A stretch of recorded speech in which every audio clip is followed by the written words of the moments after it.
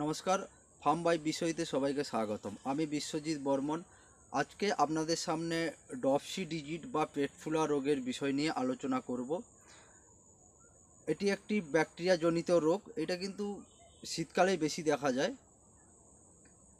এইটা aquarium fish, carp জাতীয় মাছ বা তেলাপিয়া বা ক্যাটফিশ জাতীয় এইসব মাছেই কিন্তু বেশি দেখা যায়।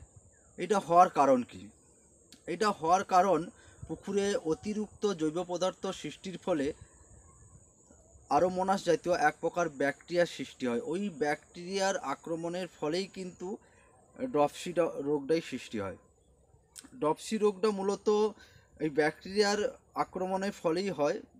ব্যাকটেরিয়া যখন মাছের কিডনিতে অ্যাটাক করে, মাছের কিডনি তখন অচল হয়ে যায়।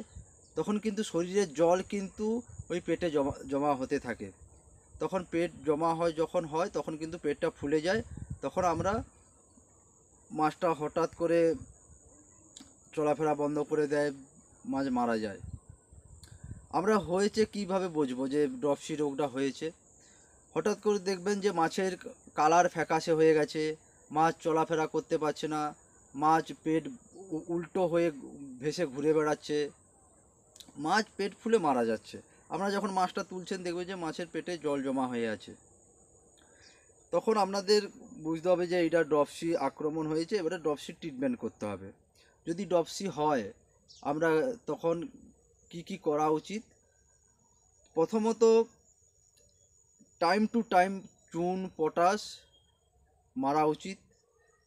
পুকুরের মিনিমাম 70% জল যদি সম্ভব হয় চেঞ্জ করে, যেখানে ভালো জল আছে সেইখান থেকে যদি জল দেওয়া যায়, সেই ক্ষেত্রে ড্রপসি অনেকটাই কন্ট্রোলে থাকে।